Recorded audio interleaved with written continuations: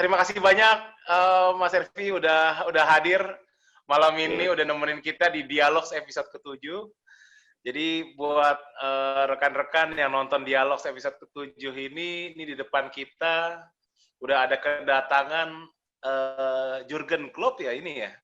Ha! Jurgen Klopp ya. Baru menang. Manager of Baru the menang year. ya. Oke, langsung aja Ervi Februana dari Dio Bali.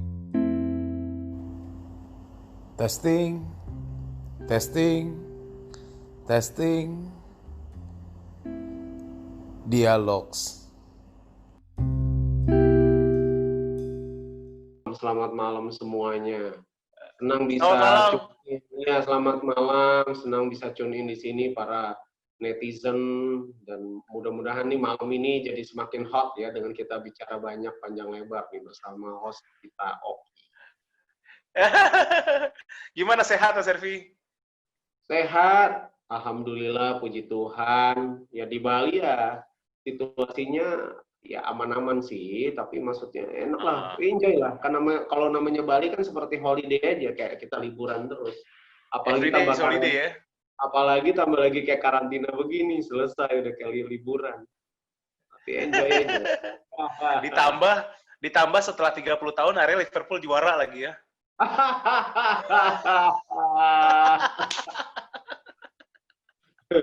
Itu kayaknya gimana ya, kayak seperti klimaks ya. Wih.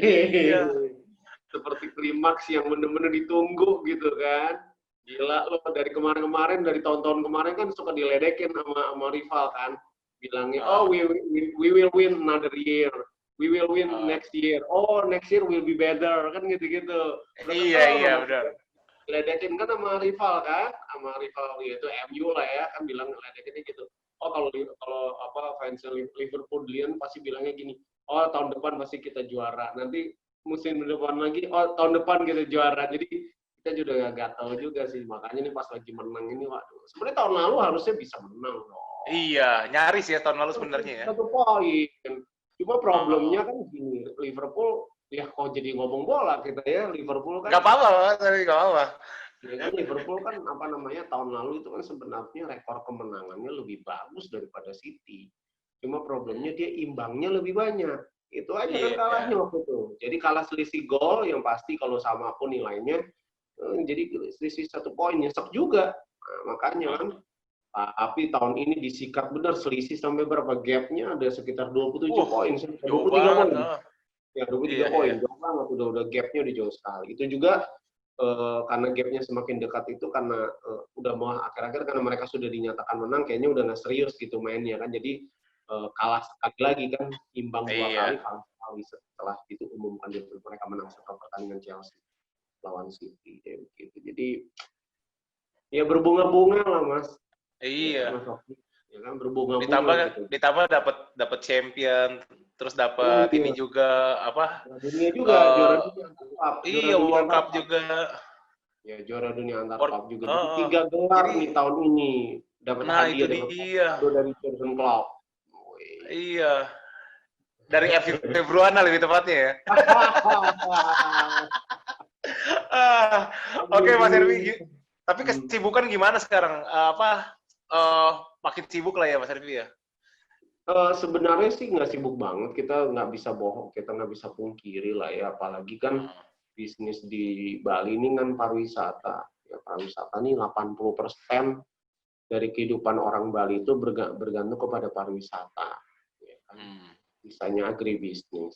Nah, jadi benar-benar kejadian COVID-19 ini memukul benar semua lini jadinya. Ya kan ini kan seperti efek domino yang papak ya kan. Pertama yang kena pasti hotel, travel agent, semua ada pelaku yang pertama nih, ya kan.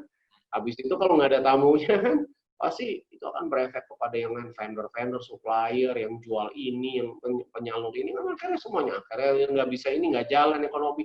Jadi benar-benar terus terang aja saat ini tuh dari mulai kejadian lockdown sampai sekarang yang Bali mengalami mati suri gitu. Tapi ya puji Tuhan alhamdulillah kemarin akhir Juli kemarin tanggal 29 Juli kalau tidak salah sudah mulai dibuka untuk kunjungan wisatawan lokal, wisatawan domestik maksudnya, bukan lokal, domestik sudah mulai dibuka, tentunya dengan diterapkannya protokol kesehatan untuk para tamu-tamu yang akan datang ke Bali. Jadi udah ada flight perdana. Tapi kan problemnya begini, untuk membangkitkan pariwisata Bali ini kan tidak seperti kita misalnya contoh mobil mogok, ya kan? Mobil mogok kita betulin sebentar mesinnya apa segala macam, bisa di starter jalan gitu kan. Tapi kan kalau misalnya pariwisata, karena yang tadi saya bilang efek domino itu yang melibatkan banyak pihak. Jadi banyak pihak ini ketika terjadi ini sudah berapa bulan, mulai dari Maret sampai sekarang udah Agustus, Juli itu kan berapa bulan, 4 sampai 5 bulan. Dari sejak mulai Maret atau April pun sudah banyak yang kolaps.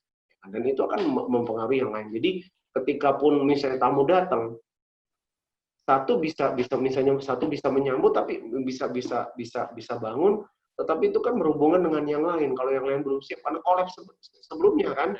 Jadi ini benar-benar perlu waktu. Jadi kalau saya sudah pernah sharing kepada waktu di webinar juga, saya diminta jadi narasumber juga, saya bilang bukan saya pesimis, tapi maksudnya kita realistis. Mungkin pariwisata di Bali itu akan kembali pertengahan tahun depan, Juli 2021 ke atas. Itu sudah mulai ini. Karena kalau lihat begini, kita lihat kondisi situasi kan. Jadi itu semua kan tergantung situasinya. Kalau misalnya kasus ada lagi atau yang dibilang second wave, dan tutup lagi. Kan kita tahu, saya sebenarnya gini, contoh Australia. Kenapa saya kasih contoh Australia?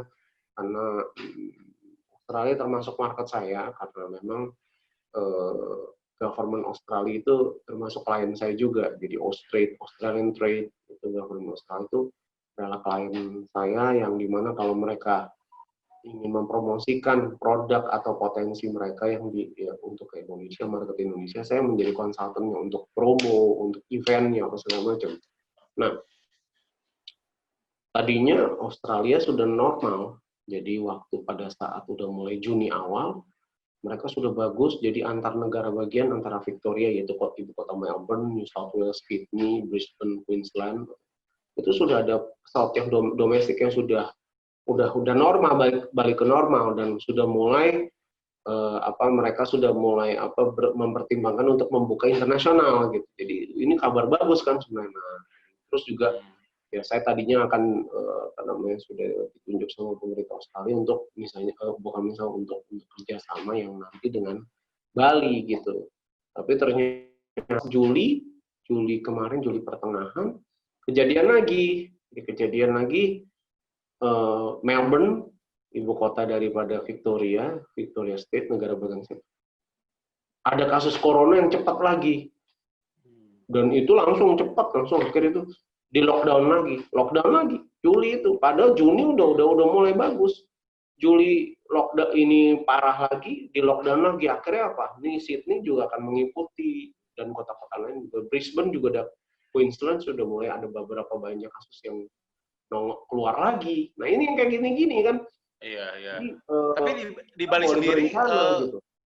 Turis asing udah mulai ada ya, udah mulai ada yang memang dia datang atau memang dia udah stay berapa lama gitu Mas Elvi? Ada yang, jadi kalaupun di Bali yang ada turis asing itu, yang saya bilang satu catatannya adalah turis itu adalah bule nekat kalau saya bilang. Bule nggak peduli, iya.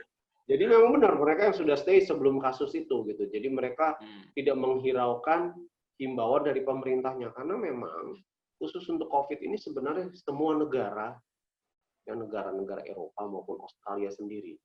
Jadi waktu pada saat corona sudah mulai mewabah, mereka sudah dihimbau bulan Maret itu, sudah dihimbau untuk pulang segera ke negara mereka masing-masing. Tentunya waktu pas lagi pulang mereka juga harus dikarantina standar 14 hari kan di negaranya, nyampe di negaranya, padahal itu negara mereka harus dikarantina itu 14 hari untuk melihat situasi kondisi mereka. Dan di situ juga dengan tegas dibilang, jadi untuk warga itu adalah kalau mereka tidak pulang dengan deadline bulan Maret tanggal berapa gitu, yang betul Australia yang salah juga, ya pemerintah tidak akan bertanggung jawab jika terjadi apa-apa untuk warga negara mereka yang masih ada di Bali. ataupun pokoknya di Indonesia. Makanya diimbau untuk pulang. Jadi kalau masih stay nggak masalah, tapi kalau ada apa-apa mereka tidak akan bertanggung jawab. Begitu. Nah, jadi banyak kan pulang.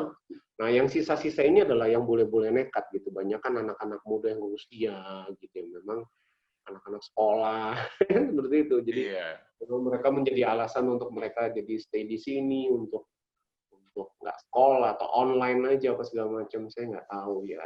Ya seperti itu. Tapi akhirnya ini menjadi dampak sosial juga. Saya lihat, saya sudah baca berita nih di Bali, mereka pun menjadi masalah karena kenapa? Uang mereka kan habis, ya kan? Ada yang jadi lumayan, udah mulai ada yang nggak bisa tinggal di hotel, nggak bisa bayar, diusir dari hotel, dari villanya. Ada yang justru melakukan tindakan kriminal. Oh gitu ya, serem juga ya? Ya, ada juga yang mencuri atau apa yang dari negara Eropa Timur lah. Ya saya nggak bisa sebutkan detail negara-negaranya, tapi dari Eropa Timur. Jadi makanya ini menimbulkan masalah baru gitu. Tapi bagusnya pemerintah Bali ya pihak yang berwajib tuh cukup tegas sama orang-orang bule ini, karena kan mereka sudah tahu, sudah diperingatkan, tapi si Badung dan mereka extend, akhirnya kehabisan uang ya mereka ditindak tegas juga gitu. Dan itu penaltinya bisa dideportasi gitu, melakukan tindakan kriminal gitu loh. Iya. Nah, ini kan Mas Ervi ini kan adalah seorang PCO, yaitu, nah mungkin kita perlu gali dulu juga nih Mas Ervi. PCO itu sebenarnya gimana nih Mas Ervi? Iya. Ya, jadi saya sih mendingan saya lebih clear dulu soal PCO atau apa. Jadi gini, kan kalau di dunia kita nih, ya Oki juga tahu, Mas Oki juga tahu bahwa kalau kita ditanya, oh kerjanya apa Mas? Gini, oh saya handle event. Oh ya, gitu Iya, kan. betul. Oh ya, gitu kan. Ya, kalau saya daripada capek jelasinnya kan, kita yang singkat-singkat aja kan. Oh iya aja gitu kan. Iya.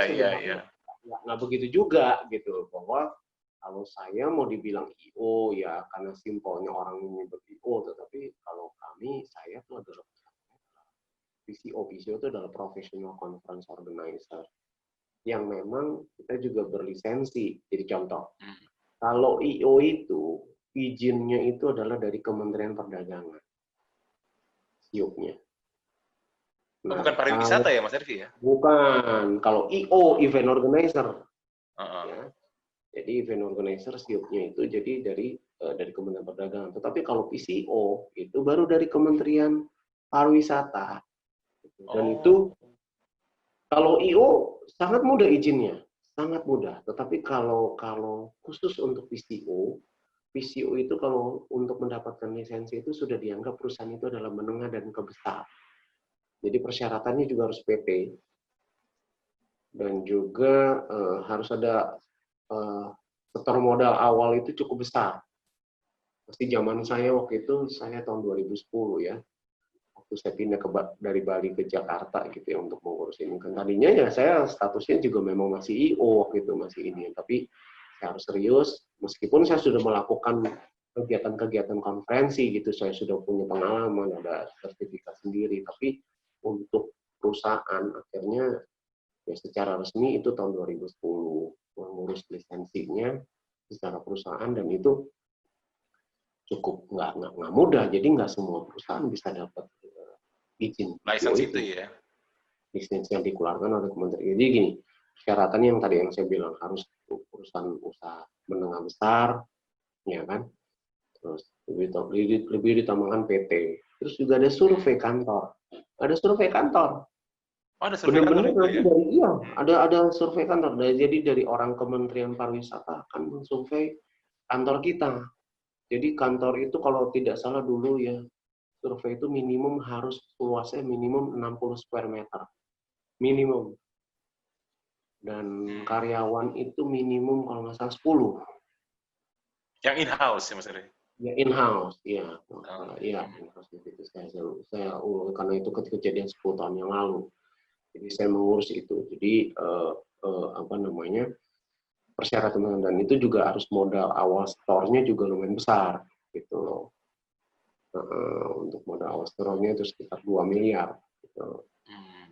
Jadi memang sudah dianggap perusahaan besar, karena memang kalau untuk perusahaan-perusahaan yang punya izin PCO, biasanya mereka yang akan mengikuti tender-tender dari pemerintah atau asosiasi yang nilainya lumayan besar. Gitu.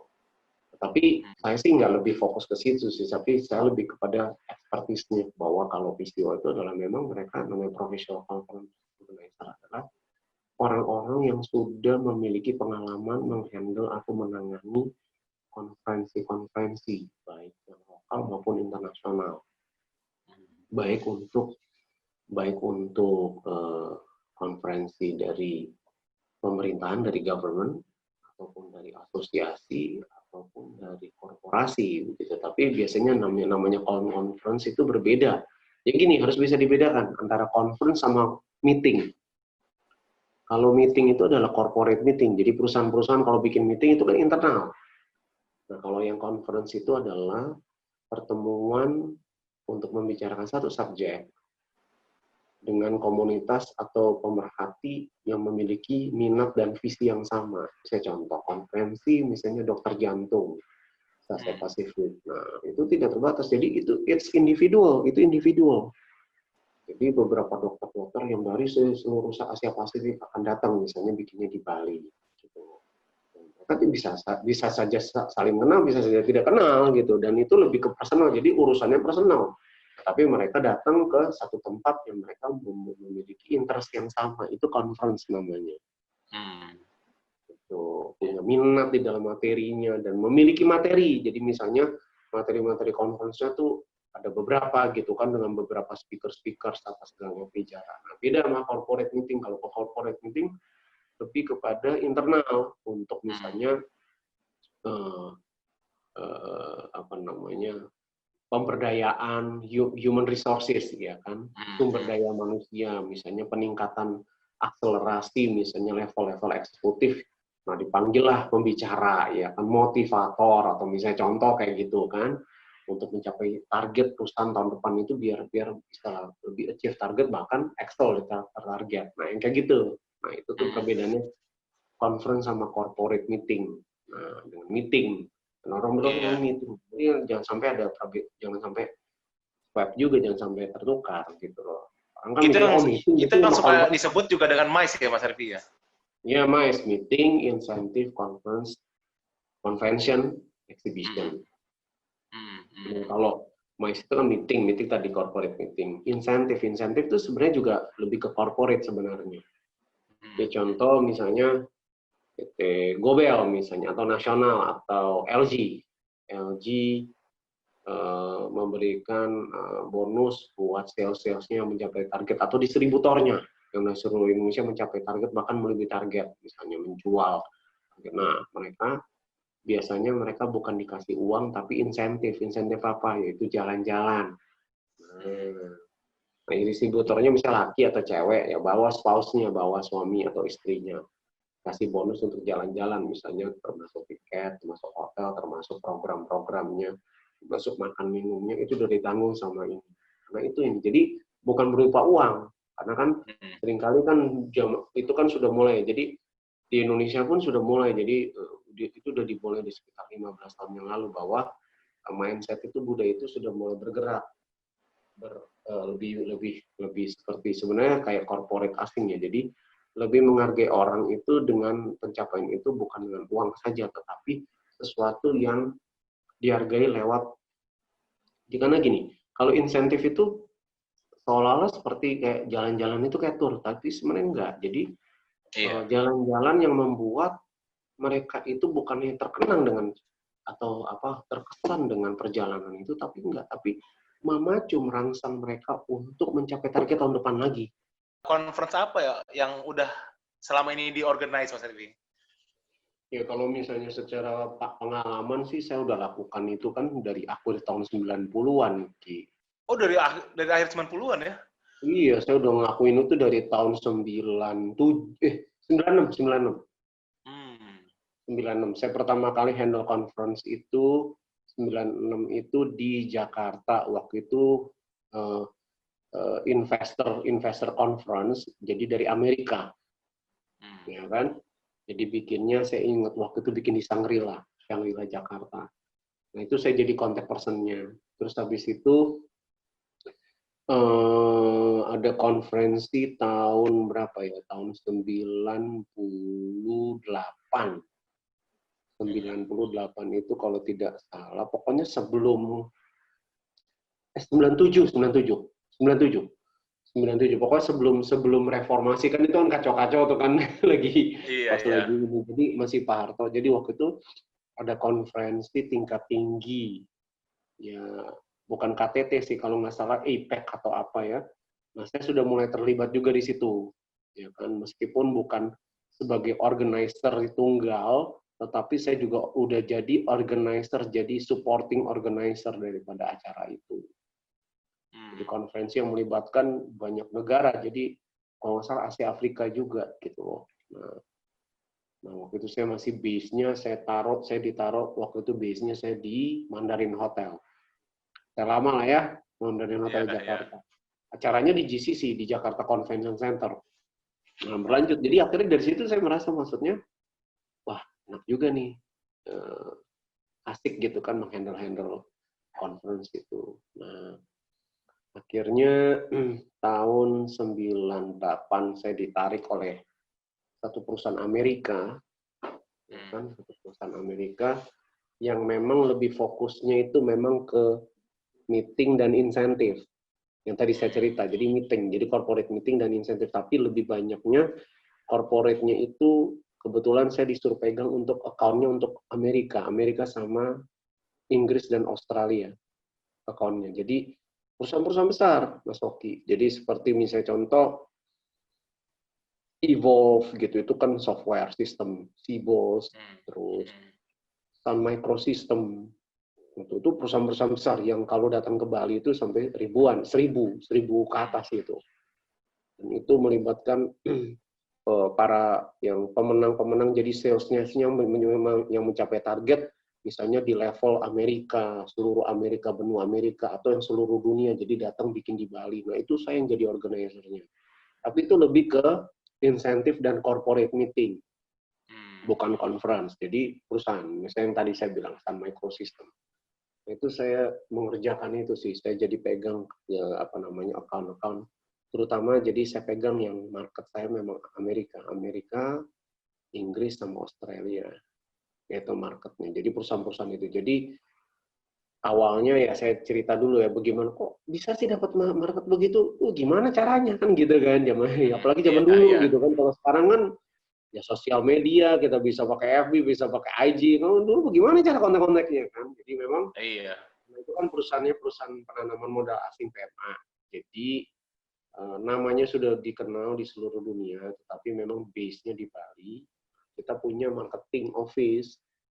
Kita punya marketing office di Amerika, ada di San Francisco, terus di London, sama di Australia, di Sydney. Jadi kita punya marketing office yang memang untuk jualan Bali. Nah, jadi mereka yang kejar untuk setiap corporate besar untuk mereka lempar ke kita sebagai organizer-nya dibuat di Bali ataupun di Jakarta. Jadi kayak eksekutornya gitu ya, Mas Ervi kayak eksekutornya gitu ya. Betul, mereka yang menjual, kita kasih aja pokoknya bukan paket, karena conference itu bukan paket. Paket itu kalau travel agent. Jadi kita hanya memberikan company profile, portfolio kita. Nah, nanti biasanya mereka kalau mereka interest, kalau misalnya marketing kita di sana udah sales call, di promo mereka interest, nanti baru mereka kasih brief details-nya. Mereka ada acara. Nah, biasanya kalau orang luar negeri kan beda sama orang Indonesia, Mas Oki. Bukan saya mau menghina ya, bukan saya ini enggak sih, tapi maksudnya that's the culture. Culture-nya begitu. Jadi kalau orang asing itu biasanya mereka kalau planning, apalagi perusahaan itu 1 tahun sebelumnya, Mas. Jadi misalnya contoh waktu saya approaching satu klien perusahaan, saya tahun 2020 itu pasti acaranya untuk tahun depan. Itu udah harus dipersiapkan benar-benar matang gitu. Beda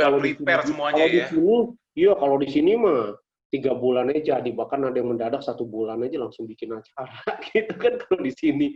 Tapi itulah beda culture lah. Itu culture, sebuah culture, bukan soal ini orang ini lebih baik, nggak culture gitu kan ya, culture di mana apa ya, maksudnya situasi di Indonesia memang membentuk seperti itu gitu ya, sistemnya jadi akhirnya orang Indonesia sukanya last minute kan seperti itu. Tapi bisa jadi gitu, last minute tapi jadi gitu. Iya. Karena mungkin kita juga udah terbiasa yang hal seperti itu kali ya, last minute jadi gitu Itu. kali ya. Contoh nih kalau misalnya di dalam conference, rata-rata justru kalau yang pesertanya yang dari Amerika, dari Eropa, pokoknya dari negara-negara yang maju ya, Australia gitu ya, Jepang gitu. Itu biasanya mereka udah langsung daftarnya cepat gitu. Langsung kita udah terima registrasi untuk conference. Nah, yang suka last minute itu justru dari Indonesia. Udah mau seminggu setelah acara baru daftar, udah itu maksa lagi. Padahal kita udah bilang registrasi udah tutup. Wah, harus gini-gini. Kita lupa atau nggak ada yang bilang gitu. Banyak alasannya lah pokoknya gitu. Udah daftar bilangnya nanti, oh kita mau bayar nanti pas di sana gitu. Oh ya udah oke. Gitu kayak gitu-gitu loh. Jadi memang orang Indonesia kan lebih apa ya? Lebih santai gitu, lebih santuy ya, lebih santuy. Santuy. Tapi itu setelah itu apa sebelumnya melewati proses pitching dulu atau gimana tuh Mas Hervi biasanya? Ya, pasti ada pitchingnya. Jadi kalau kita tuh biasanya bukan pitching, misalnya contoh di pitching dengan IO atau apa, bukan dengan organizer, tapi kita pitchingnya pitching destinasi. Lebih langsung ke destinasinya ya, destinasinya tujuan. Jadi bagaimana kita mau menjual dengan bagus, kita membuat proposal kita seatraktif mungkin, kelebihan-kelebihan Bali yang tidak dipunyai oleh destinasi lain, itu yang kita jual. Dan of course at the end adalah pricing, harga gitu kan. Bang harga. Nah, problemnya memang dulu Bali itu dari dulu tuh memang dikenal mahal. Kalau Thailand, Bangkok itu kan murah, enak banget, itu udah kayak di sorga deh kalau jalan-jalan ke Thailand. Tapi kalau di Bali mahal. Apa yang bikin mahal ya Mas Hervi ya? Padahal kan secara makanan, secara transport, secara manusianya, pekerjaannya, SDM-nya, itu kan, Indonesia kan terkenal yang cukup murah gitu kan sebenarnya. Iya, memang. Makanya saya bilang kalau untuk Jakarta memang jauh lebih mahal Bali. Contoh nih, dinner di Bali ya, di hotel di Bintang 5 ya. Itu padahal untuk misalnya untuk 300 orang, itu proposal hotel Bintang 5-nya tuh bisa kalau dinner tuh paling murah 600.000 per orang, per pax. Sementara kalau di Jakarta 300 aja Bintang 5 udah ada, bisa dapat. Nah, itu challenging karena kadang-kadang orang Indonesia yang apalagi di Jakarta gini, itu makan 600.000 makan apaan ya gitu. Apalagi pas lihat menunya, ya menunya kayak gini gitu kan, gini. Nah, cuma kalau saya sih gini aja, saya kasih analogi seperti ini. Bali itu sudah di-set dulu itu udah terlanjur di shiftingnya, di upgradingnya tuh sebagai international. Contohnya gini, kayak sekolah pun gitu kan sama. Waktu belum ada international school, masih zamannya kita masih yang doski gitu kan, saya SMA negeri, SMP negeri. Sekolah berapa sih, Ki? Ya kan? Tapi sejak ada international school yang namanya Montessori lah, yang macam-macam lah, you name it lah, yang saya juga malas juga ngafalinnya, tapi yang asing-asing begitu. Akhirnya itu akan naik sendiri gitu loh. Nah, sama, itu juga seperti itu, Bali juga seperti itu maksud saya. Jadi ketika misalnya contoh, ada hotel-hotel yang memang mereka sebenarnya hotel mewah gitu, jadi atau misalnya memiliki fasilitas kapasitas bintang 5, ya, otomatis mereka memiliki standar seperti di luar negeri. Misalnya mereka ambil standar misalnya di Eropa atau apa, harga segini. Nah, akhirnya hotel-hotel yang lain yang sebelah-sebelah nggak mau kalah dong. Oh, masa dia doang? Kita juga bisa naik. Kalau orang bisa mampu beli itu, ya kita naikin juga. Orang tamu mampu kok. Nah, kayak gitu. Seperti itu sebenarnya. Itu yang terjadi kalau saya bilang sih. Dan itu sudah berlangsung ya dari tahun-tahun 80-an ya, dari 80-90. Jadi akhirnya menjadi standarisasinya seperti itu gitu, jadi mahal gitu. Iya. Analoginya seperti itu. Nah, yang biasanya Mas Hervi lakukan nih, kalau misalkan menghandle sebuah conference gitu, itu biasanya gimana tuh Mas Hervi? Memulainya dari mana tuh? Dari apakah tadi bilang justru bukan pitching eh, apa namanya PCO-nya, tapi pitching destinasinya gitu. Nah, kalau misalnya itu udah terjadi, berikutnya yang dilakukan tuh apa biasanya, Mas? Ya, jadi gini contoh. Organizer juga ada 2 tipe. Full organizer atau eksekutor. Organizer yang cuma sebagai eksekutor. Nah, jujur, kalau saya mau jujur nih ya, organizer yang di Indonesia, mau PCO, mau IO lain, semua rata-rata sifatnya pada eksekutor. Mereka lebih ke eksekutor. Eksekutor tuh dalam arti begini, mereka dikasih budget, dikasih RAB namanya, rincian anggaran biaya kan. Udah, teman-teman dikasih tahu, udah masukin aja harganya berapa, kasih penawaran, udah nanti penawaran terendah, nanti ada beauty contest misalnya kan, teknis, beauty contest tentang teknisnya bagaimana, akhirnya begitu penilainya. Tapi intinya gini, apa yang mereka lakukan itu udah ada aturannya, udah ada arahannya dari end user, yang kita bilang end user. Ya kan, end user itu adalah memang klien yang terakhir, yaitu yang memang pemakai jasanya. Jadi apa namanya, mereka yang sebenarnya yang punya acara. Tetapi yang sebenarnya yang challenging tetapi keren itu adalah full organizer. Itu yang tadi. Jadi misalnya mengerjakannya mulai dari pitching destinasi, dia bikin proposal sebagus mungkin, dan dia benar-benar berdampingan dengan klien. Klien itu beda sama end user ya. Klien itu misalnya contoh, end usernya misalnya, karena kita itu yang terjadi. Jadi misalnya end user itu misalnya perusahaan, memang yang pengguna jasanya. Nah, perusahaan itu kan tidak langsung menunjuk perusahaan kita, dia akan punya agent juga di luar yang lokal. Misalnya contoh agent yang di Amerika, dia punya agentnya. Nah, agent yang di Amerika itu akan menunjuk kita. Gitu loh. Jadi itu yang agent itu kita bilang klien, karena kita memberikan harganya kepada klien kita. Nah, kliennya nanti terserah, habis itu nanti kasih ke end usernya harga berapa, itu udah urusannya klien kan. Nah, contoh. Jadi prosesnya begitu. Jadi ketika pada saat klien memutuskan memilih kita, terjadi perbincangan, misalnya oke, kita mau hari pertama seperti ini, hari kedua seperti ini, hari ketiga seperti ini. Kalau misalnya kita bicara conference, ya udah, dia udah kasih misalnya oke, nih conference-nya tentang apa gitu, materinya ini gini-gini. Ya udah, tolong buatkan apa namanya rancangan budgetingnya bagaimana, terus kira-kira apa, terus misalnya teknisnya seperti apa yang harus dilakukan semuanya. Nah, itu eksekutor. Tetapi yang pernah saya lakukan juga sebagai full organizer, misalnya contoh. Kalau full organizer itu adalah gini.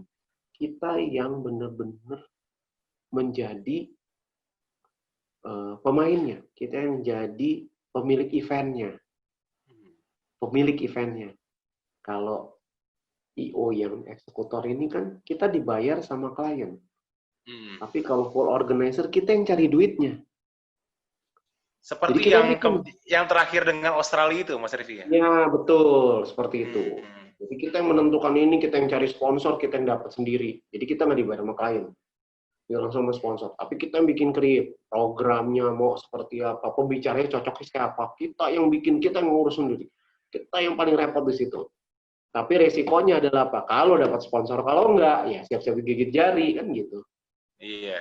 Jadi ada plus minusnya, Mas Sofi. Tapi kalau full organizer enggak, karena kita yang punya ini, kita yang mengusahakan. Jadi mulai dari promo. Jadi saya udah mulai. Jadi ketika misalnya pitching destinasi, ya kan, kita ikut misalnya itu bahkan harus keluar negeri untuk datang untuk pitching destinasi misalnya dengan klien. Habis itu setelah menang, baru kita mulai mempersiapkan konsep acaranya seperti apa. Yang pasti sih biasanya kalau conference, konsep acaranya nggak jauh-jauh juga sih, karena conference itu sangat konvensional. Jadi dia nggak akan banyak berubah gitu kan, tahun demi tahun, pindah-pindah negara, mereka acaranya ya mirip-mirip aja. Benar-benar kita yang funding acaranya. Jadi resikonya cukup tinggi. Jadi sampai udah realisasi, sampai menerima registrasi dan menerima payment-nya kita sendiri yang menerima di rekening kita sampai ke acaranya, dan itu cukup capek, tetapi kepuasannya berbeda, Mas Sofi. Iya. Bukan saya, karena gini yang saya bilang lebih challenging lah ya kalau yang full Iya, gitu ya. challenging dan juga gini kalau buat saya bukan soal plus minus sih, tapi kepuasan. Nangkap ya maksud saya kayak seniman gitu. Jadi sebenarnya itu kita punya idealis saja, itu balik ke nah itu sama dengan organizer. Kalau saya juga gitu, saya mending untuk karya yang memang resikonya tinggi, tapi orang menghargai. Di situ orang langsung ya cukup respect lah, seperti itu. Nah, terbukti saya lihat waktu saya habis bikin 2 tahun itu berturut-turut, akhirnya saya memiliki network yang cukup kuat di sana. Gitu loh. Itu plus. Nah, mungkin kalau saya cuma sebagai eksekutor ya, saya cuma ikut-ikut aja kan, saya cuma siap-siap. Nah, tapi saya nggak ikut. Tapi kalau ini kan saya yang menghubungi pejabat ini sampai menteri Australia-nya, sampai duta besar, sampai wali kota, kayak gitu-gitu seperti itu. Bahkan sampai kementerian-kementerian di Indonesia sendiri juga ya Mas Ervi waktu itu ya? Iya. Dan itu berarti event itu terjadi udah yang keberapa? Kedua atau ketiga kali Mas Ervi? Dua kali saya bikin itu. 2 kali ya? Ya, 2 kali saya bikin itu di Adelaide sama di Melbourne. Gitu. Jadi itu termasuk ya sukses lah. Sukses itu bisa sampai yang datang itu sekitar 400 orang. Itu nggak mudah karena waktu itu saya bawa dari Indonesia itu para pemimpin daerah ya. Itu ada yang gubernur, ada yang wali kota, ada yang bupati dengan rombongan itu total hampir 100 orang. Bisa saya bawa ke Australia. Nah, sisanya adalah yang memang yang dari peserta dari lokal, ya which is orang Australia, which is yang bule-bulenya atau warga Australia yang mereka dari government ataupun dari pengusaha yang untuk investor gitu. Karena itu kan konferensinya kan bicara tentang bisnis summit, jadi tentang pertemuan untuk investment dan perdagangan, yaitu investasi dan perdagangan. Saya yang tadinya nggak ngerti apa-apa, ya mau nggak mau harus belajar tentang hubungan bilateral dagang antara Indonesia dan Australia. Mau belajar. Orang Iya, saya kalau nggak nyambung, nggak tepat juga ya akhirnya ya. Oh, iya. Nah, bedanya kalau sama eksekutor kan dia nggak mikirin materi. Iya. Dia nggak mikirin materi. Mikirnya cuma semuanya berjalan dengan lancar, MC-nya. Yang penting itu MC-nya ada, udah penarinya mana penari kan gitu kan. Yang isi band mana nih, nanti siap-siap jam sekian. Ya kayak gitu aja, lebih ke situ, lebih ke teknis sih. Nah, kesulitannya mengorganize event-event yang tadi itu di mana Mas Ervi? Contoh kan tadi kan Mas Ervi bilang akhirnya jadi bukan menguasai ya, jadi belajar tahu hubungan bilateral antar negara, jadi belajar tahu tentang bisnis gitu, jadi belajar tahu lagi tentang di kota apa ya kira-kira bisa dimasukin oleh investor seperti apa kayak gitu-gitu. Nah, kesulitan selama 2 tahun, dua project yang menurut aku event yang keren ini apa Mas Rifki? Kalau saya bilang sih sebenarnya gini Mas, semua kerjaan itu semua sama basicnya. Yang paling penting adalah komunikasi. Karena komunikasi itu, karena kalau komunikasi nggak jalan, itu bukan soal event yang nggak jalan. Salah komunikasi itu bisa fatal, ya kan? Apalagi kita bicaranya komunikasinya dengan negara lain, yang which is lain bahasa, culture. Nah, jadi challenging-nya di situ sebenarnya, ya kan, soal budaya dan bahasa. Tapi kalau kita udah bisa melewati itu, wah enak banget. Karena gini, ya bukan hanya di luar, tapi Indonesia juga sama. Jadi gini, waktu ketika kita sudah bisa menunjukkan kapasitas kita, kepercayaan itu sudah ada, dan itu nggak akan lari, nggak akan bisa lari. Jadi orang kalau udah percaya nggak akan lari kemana-mana. Meskipun ada pemain baru, dia nggak akan lari kemana-mana. Dia akan tetap memilih kita. Karena mereka sudah merasa nyaman, kenapa harus cari yang lain, kan gitu, ya kan? Jadi untuk membuat conference level seperti itu, pertama adalah komunikasi. Kedua, yaitu harus ada keyakinan gitu, ada confidence, bukan hanya berani tapi confidence, tetapi juga memiliki perhitungan, itu bukan asal aja. Ketiga baru knowledge yang wawasan atau pengetahuan, karena gini. Nah makanya waktu itu saya juga itu tantangan buat saya sendiri, saya meletakkan tantangannya karena saya orangnya suka belajar. Jadi saya nggak suka sesuatu yang dari tahun ke tahun ya gini-gini aja gitu kan. Saya mau belajar meskipun ya harus ya capek juga, harus sakit kepala juga. Tapi kan dengan belajar kan ada sesuatu yang kita naik level, ya kan?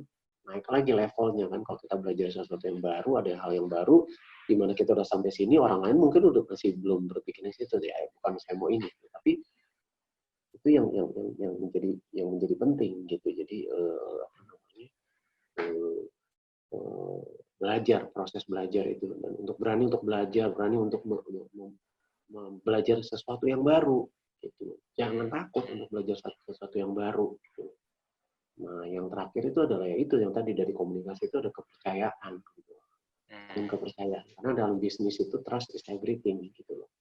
Jadi itu sebenarnya yang challenging karena gini, meskipun kita mau bilang kita modal kita kencang, wow misalnya kita punya duit gini-gini. Tapi kalau dari pihak sana tidak percaya kita dengan kapasitas kita, ya nggak akan jalan. Iya. Ya kan lihat gitu kan, ini siapa nih? Gitu.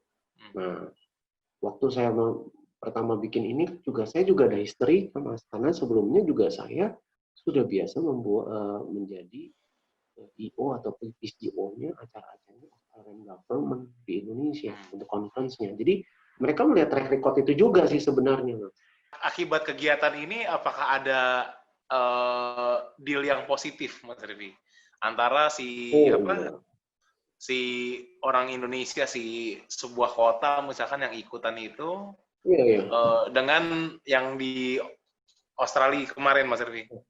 Ada kok, kalau saya tidak salah yang 2017 itu yang dari Wali Kota Banjarmasin, Pak Ibnu Sina, kalau tidak salah dia membawa satu investor. Saya tidak tahu lagi bagaimana follow up-nya, karena kan itu langsung dengan Wali Kota ya. Betul.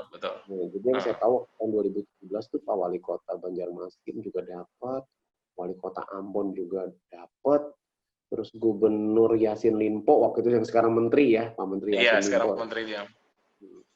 Itu juga dapat satu, karena dia kan Gubernur Sulawesi Selatan kan, Makassar dia dapat satu. Ya, seperti itu. Waktu di Melbourne juga begitu. Jadi Gubernur Maluku juga dapat satu investor, terus Gubernur Aceh juga dapat satu. Ya, seperti itu. Jadi ada hal positif. Cuma kan begini, namanya perjanjian kedua negara itu kan bukan hanya penandatanganan pada saat acara conference, tapi bagaimana kamu follow up-nya. Karena seringkali terjadi begini, peluang sudah ada, interest sudah ada, perjanjian kesepakatan sudah ada, untuk kesepakatan bukan perjanjian, kesepakatan MOU. Nah, tetapi kalau tidak di follow up, itu bisa jadi menguap gitu. Jadi kembali lagi kepada ya pemimpin itu lagi ya. Ini pemimpin daerah itu bagaimana memfollow up setelah pulang itu nggak jadi menguap, tapi di follow up. Karena itu kan jadi gini, MOU itu kan belum resmi, belum sesuatu yang konkret. Jadi harus dibikin konkret dengan kegiatan atau misalnya dengan pembahasan-pembahasan yang lebih detail lagi. Dan itu perlu intensif lagi untuk komunikasi dengan para investor atau yang para peminat untuk berdagang gitu, seperti itu. Jadi tapi kemarin dalam 2 tahun itu positif, bagus banget ya. Akhirnya itu juga membuka jalan buat saya juga untuk maksudnya semakin dikenal. Oh, kalau ada siapa nih, Pak Hervi gitu. Prinsip saya adalah gini, saya melakukan apa yang saya punya. Gitu. Saya mau pingin berkontribusi dengan apa yang saya mau. Jangan mau pingin lakukan sesuatu yang kita nggak punya, gitu lah. Nah, maksud saya gini, sebagai organizer, saya buat acara ini juga kan intinya gini, untuk Indonesia. Karena buat saya gini, kita boleh berbisnis kok, kita boleh mencari untung, ya kan? Bahasa ininya mencari profit lah. Namanya usaha kan, bisnis harus punya profit. Kalau nggak jadi yayasan aja kan gitu. Tapi maksudnya, ya kan? Nah, tapi maksudnya bukan bicara soal untung aja, tetapi kita membawa kontribusi buat kesejahteraan setiap daerah-daerah yang kita bawa, kita wakili untuk di kancah perdagangan ini antar negara ini, ya kan? Bagaimana betapa senangnya waktu saya lihat, wah, kota ini, Pemkot ini mendapat satu kesempatan investor ini. Ini kan buat kita senang gitu, meskipun kita nggak ada dapat apa-apa dari situ. Saya nggak dapat apa-apa dari situ, nggak ada. Tapi itu kan kepuasan bahwa kita ikut berkontribusi bagi kemajuan Indonesia, ekonomi Indonesia itu kan it's more than money gitu loh. Iya, betul. Itu lebih dari uang kalau saya bilang. Gitu. Tapi itu yang pasti ketika itu sukses dan kepercayaan itu ada buat kita gitu. Jadi orang udah tahu saya bikin uang ini sini. Jadi ya saya balik lagi, mungkin banyak dengan kejadian dengan bisnis.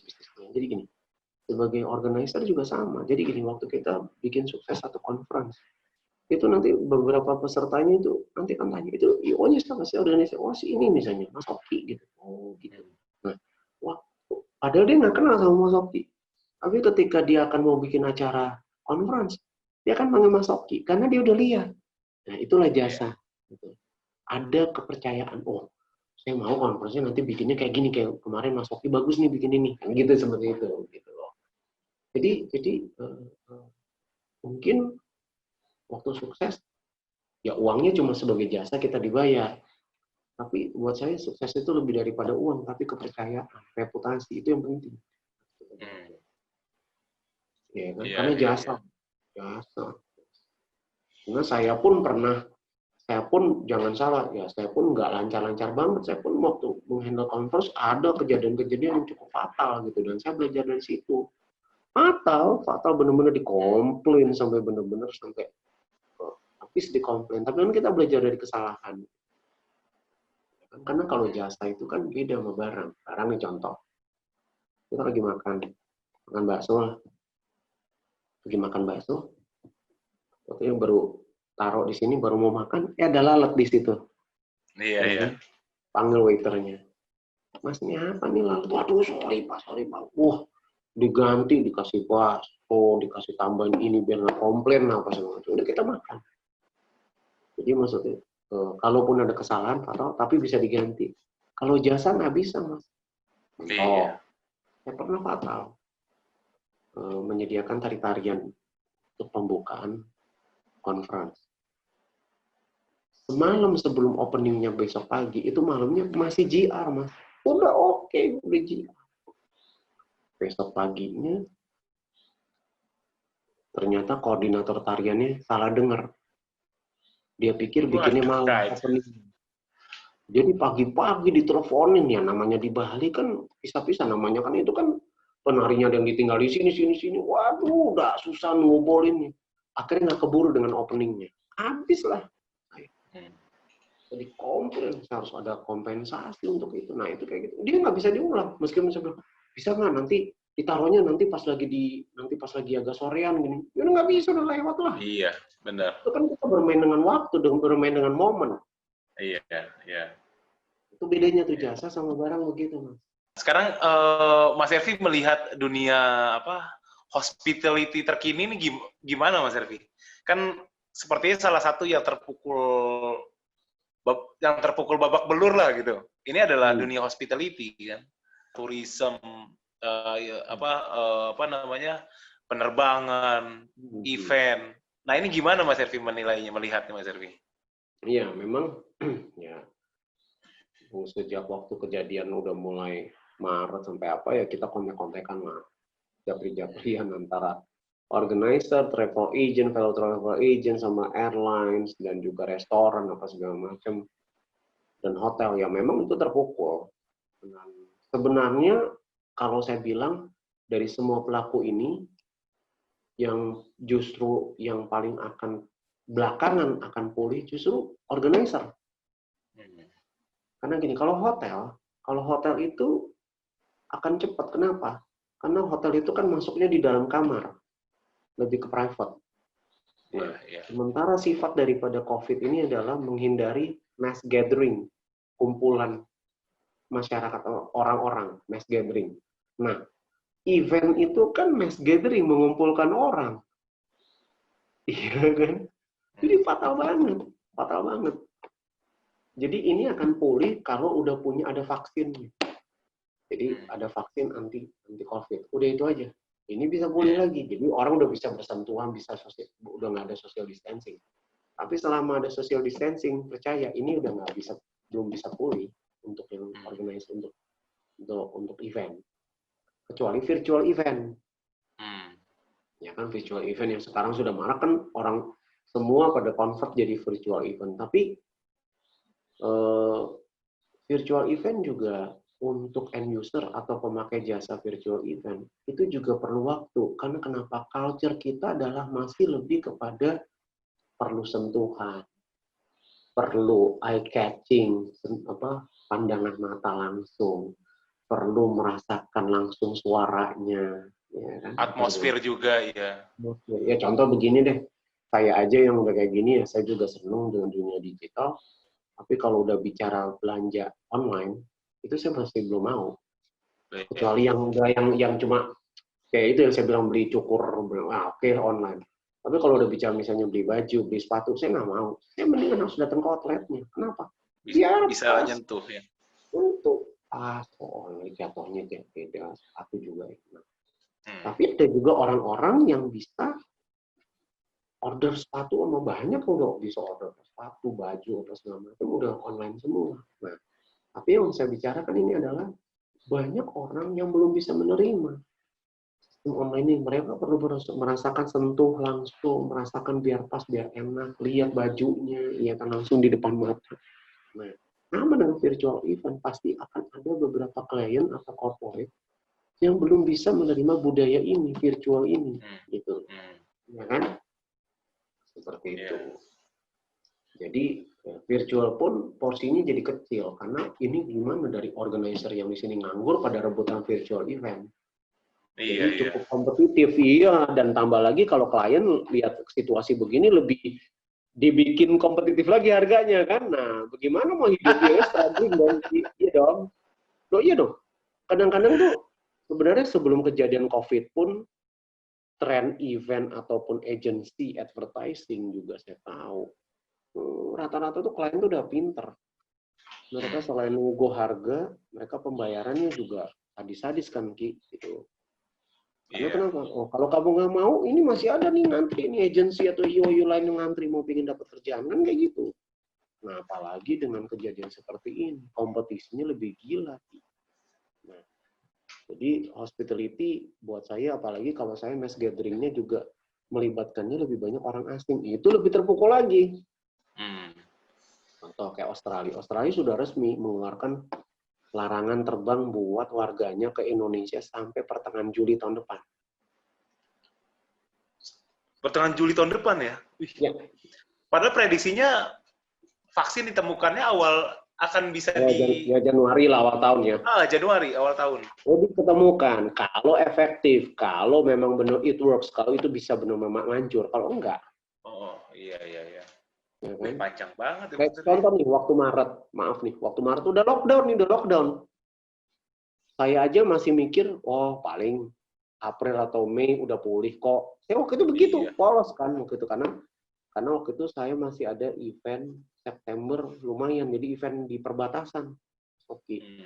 Jadi exhibition pameran perbatasan antara Papua sama Papua Nugini bikin expo di situ. Perdagangan internasional. Nah, jadi melibatkan kedua negara dan juga kita panggil tamu-tamu, maksudnya investor juga dari Australia, dari Jepang, kita mau undang sama Cina. Nah, melibatkan orang asing.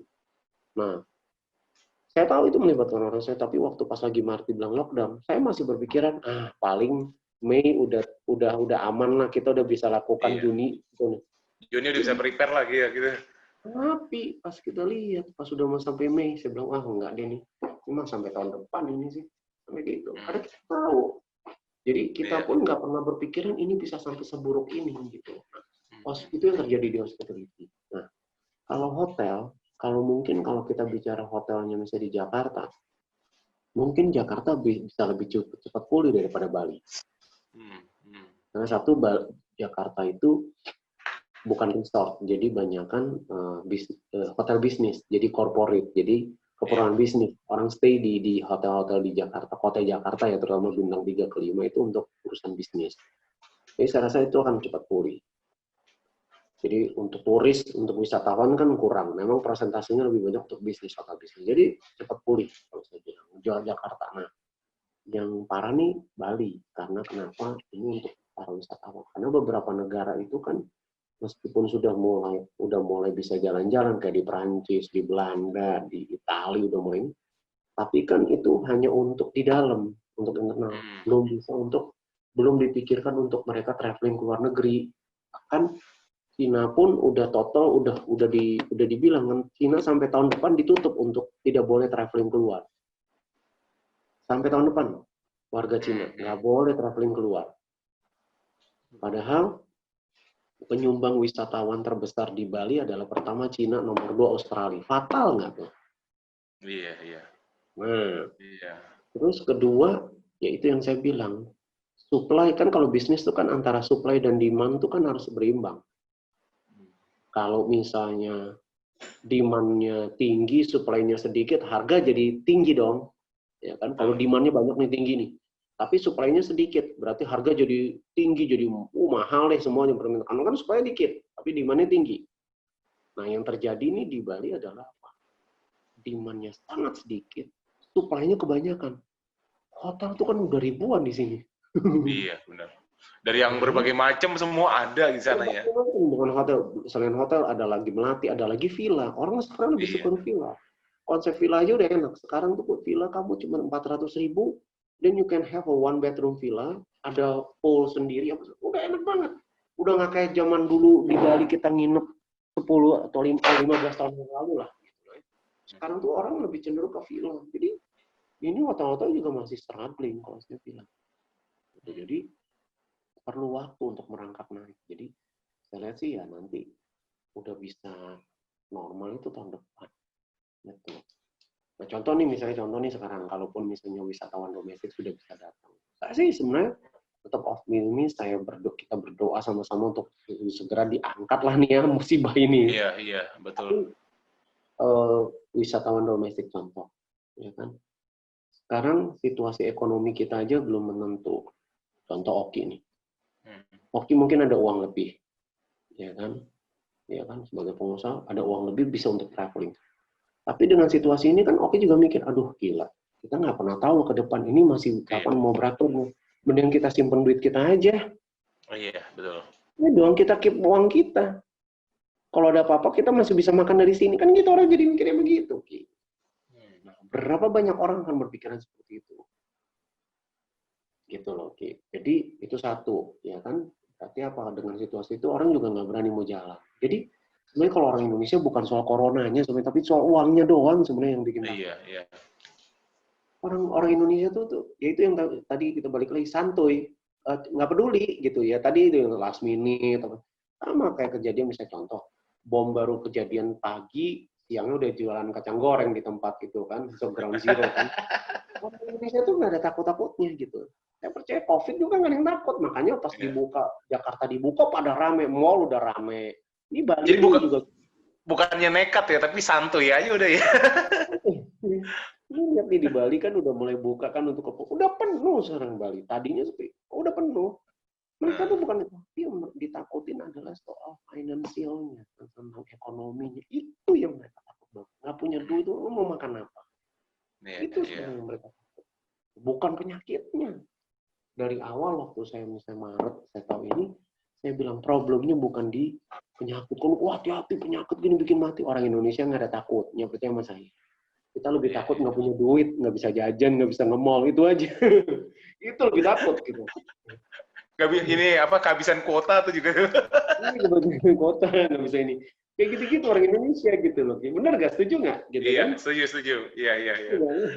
Kita nggak peduli sama corona orang Indonesia gitu. Kalau kita peduli sama penyakit, asuransi laku, Ki. Mana sampai sekarang asuransi itu kan nggak begitu populer di Indonesia. Kalau di luar negeri asuransi perlu. Kenapa? Orang bule itu takut banget sama penyakit. Iya. Orang bule itu takut banget, ya kan? Dia harus melindungi dirinya dia harus asuransikan dirinya. Takut banget mau kemana-mana takut. Bule itu cuma menang di film aja hebat. Tapi kalau soal nekat Indonesia, coba lihat ya di kereta kan jalan di atas kereta gitu nggak ada asuransinya cuek aja. Iya. Jadi problemnya itu, jadi kayak balik lagi kita hospitality. Kalau saya bilang kalau organizer tuh yang paling belakang yang akan pulih. Tadi yang dengan alasan itu, mass gathering, melibatkan banyak, khusus kalau saya melibatkan banyak orang asing, itu berat. Terus kalau hotel yang paling cepat sebenarnya. Airline juga ya berbarengan lah sama hotel. Tetapi ya sama. Jadi gini, airline juga kan operation cost-nya kan tinggi sekali. Load factor-nya. Jadi selain gasoline, manpower-nya tuh sekali bergerak itu kan mereka mahal sekali. Nah, kebayang kalau sekarang diberlakukan social distancing. Berarti apa? Jangan tapi lama-lama kan mereka juga tetap rugi gitu. Jadi ini juga belum begitu bisa diandalkan untuk balik gitu. Jadi hospitality buat saya sangat parah. Jadi minggu lalu saya sempat kontak-kontakan sama teman saya. Dia senior sales manager salah satu airline asing yang terkenal, ya kan, dari Dubai. Dia aja udah dirumahkan, senior sales manager. Dia sendiri udah dirumahkan, dia bilang, ini sebentar lagi gue di PHK nih kayaknya. Padahal itu perusahaan airline gede loh. Udah ketakutan sekarang, udah mau di PHK. Juga sama dengan travel agent, baik yang travel agent yang ke Bali, yang ke Indonesia, maupun yang ke luar negeri sama. Sama, yang ke luar negeri juga gitu. Travel agent berat juga ya. Ke Singapura, ke Hong Kong, ke Jepang, selesai, di Arab semua. Gimana mau jalan-jalan, orang masih dilarang kok. Ya kan? Iya. Jadi paling bisa pulih tahun depan, kalaupun dengan ada vaksin itu ya tahun depan. Nggak bisa, Desember pun belum bisa. Gitu. Nah, sementara mau sampai kapan mau bertahan kayak travel begitu? Kan kita tahu travel juga kan secara jual paket tuh untungnya berapa sih Ki? Gitu loh. Iya. Berarti kan secara capitalnya juga mereka terbatas. Ya kan? Otomatis mau nggak mau tutup dulu. Ya, kan? Nah, waktu udah tutup, udah lay off karyawan apa segala macam, untuk buka lagi kan perlu waktu. Iya. Karena tutup. Tutup itu kan waktu tutup, maaf ya, waktu tutup. Kalau posisi neracanya 0 sih masih mending. Kalau posisi neracanya masih banyak utang, masih utang gimana coba? Berarti waktu dia buka, utangnya kan nilainya kan jadi naik. Naik. Ya dong, karena nggak ada aktivitas. Nah, itu kan waktu untuk nutupin utangnya. Jadi nggak sesimpel itu gitu. Efek ekonominya luar biasa gitu COVID. Tapi saya bicara di sini bukan bicara nggak punya iman, nggak punya kepercayaan, maksudnya gini-gini. Nggak, ini kita bicara data aja realistis. Tapi saya betul. bahwa pasti ada jalan, udah gitu aja. Jangan ini. Makanya saya senang lihat teman-teman hospitality yang mengambil langkah cepat, mereka langsung mengambil bisnis lain. Misalnya contoh ada yang jadi agen properti, ada yang jualan online, sampai ya makanan-makanan kecil. Nggak apa-apa, memang harus begitu, nggak ada pilihan. Sebelum ditutup, aku mau minta closing statement dari Mas Hervi yang mengingat sekarang kan dunia hospitality juga kan paling terpukul tadi gitu. Mungkin Mas Hervi ada masukan atau mungkin ada apa yang kira-kira bisa jadi closing statement buat Mas Hervi?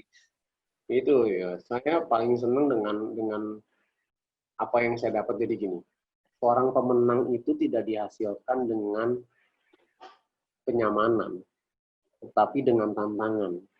Jadi gini, pemenang itu seperti melewati satu pertandingan. Jadi contoh kayak atlet. Atlet itu contoh, kita cuma tahu Cristiano Ronaldo sama Lionel Messi penghasilannya, tapi kan kita nggak pernah tahu masa kecil mereka direnggut. Dan mereka nggak punya masa kecil yang indah. Udah dengan latihan, porsi makanan, apa segala macam, mereka nggak bisa bermain dengan teman-teman, mereka kehilangan, akhirnya mereka fokus dengan itu. Dan mereka juga pernah gagal, tapi akhirnya mereka belajar terus hingga sekarang mereka jadi benar-benar pemain sepak bola yang dibayar begitu mahal, paling tinggi. Kita lihat cuma hasilnya, sama dengan kita juga di dalam bisnis. Ya, di dalam bisnis ini seperti track pertandingan sebenarnya. Siapa yang mau maju, dia akan menemukan kemenangan. Tapi siapa yang mundur, dia akan menjadi pecundang. Udah gitu aja. Nah, siapa yang mau maju? Gitu kan. Mau maju terus untuk melihat tetap ada harapan di depan. Jadi buat saya makanya saya bilang saya cuma bilang data dari hospitality, tapi pasti ada jalan, Mas. Saya percaya hospitality di Bali atau di Indonesia itu akan bangkit kembali kok, tapi perlu waktu. Makanya dari kita tuh perlu bersabar dan punya iman untuk tetap percaya bahwa kita bisa melewati ini. Gitu. Tetap ada jalan. Karena situasi bisa berubah, kita nggak pernah tahu. Yang tadinya ya itu yang saya bilang, bisa aja misalnya yang tadinya negara A misalnya memperlakukan lockdown itu sampai tahun depan, tapi tiba-tiba misalnya keadaan jadi lebih baik, itu bisa jadi pendek loh. Kan semuanya tergantung situasi. Jadi kita percaya bahwa pasti ada jalan, kita pasti ada masa depan tuh masih ada. Ya memang nggak gampang ngomongnya ya, saya juga struggling Mas, gitu kan. Kan saya juga struggling secara bisnis, habis bener-bener. Udah setiap bulan, setiap hari tuh bukan diterima uang tapi keluarin menurut. Ya kan? Ya, kan? Semua pasti mengalami hal yang sama. Kita semua pusing, Pak. Saya pasti ada jalan, gitu aja sih. Jadi closingnya jangan pernah menyerah, gitu aja. Jangan pernah menyerah, jangan menyalahkan keadaan, tetapi cari solusi dan lakukan. Ya karena aku tertarik tuh kemarin pada saat lihat Mas Hervi live dengan di IG-nya Mas Hervi itu Mas Hervi berbicara bahwa kalau saya nggak punya iman mungkin udah stres gitu, tapi ya puji Tuhan gitu kan bahwa Mas Hervi masih punya iman dan segala macam yang bikin kondisi ini ada harapan. Iya. Itu aja. Karena pasti banyak di luaran sana udah yang ada yang gila apa segala macam. Ada teman saya nggak bisa sebutin, itu sampai masuk rumah sakit suami istri gitu loh. Sampai kayak gitu loh. Ya, balik lagi ke pribadi masing-masing. Kita percaya gini aja lah. Orang nggak percaya Tuhan aja, itu hidupnya bisa enak kok. Apalagi kita yang punya Tuhan, begitu aja. Iya. Iya kan? Lu banyak lo ateis agnostis itu hidupnya bagus loh, baik-baik aja gitu. Nah kita, kalau saya prinsip gitulah, kita yang merasa kita punya Tuhan, pasti Tuhan akan pelihara, Tuhan nggak akan biarin kita jatuh kok gitu, terjerembab gitu sampai nyium tanah gitu, enggak. Dia nggak akan dibiarin itu maksudnya iman saya gitu. Jadi pasti punya ada harapan, tapi ya bukan berarti segala sesuatu kalau kita percaya Tuhan tuh segala sesuatu fine-fine aja. Enggak, kita juga harus berusaha, minta petunjuk, minta hikmat untuk kita bisa menyelesaikan masalah kita. Oke, Mas Hervi, terima kasih banyak. Kalau dilihat juga dunia hospitality, banyak orang bilang akan selalu bersinar, Mas Hervi, walaupun kondisinya sekarang tidak baik, tapi setelah itu dunia hospitality pasti akan selalu bersinar untuk sampai kapanpun gitu. Amin. Mas Hervi, sekali lagi terima kasih banyak udah mau ngobrol-ngobrol di dialog kita kali ini. Dan juga semua penonton, terima kasih banyak. Sampai ketemu lagi di dialog episode selanjutnya.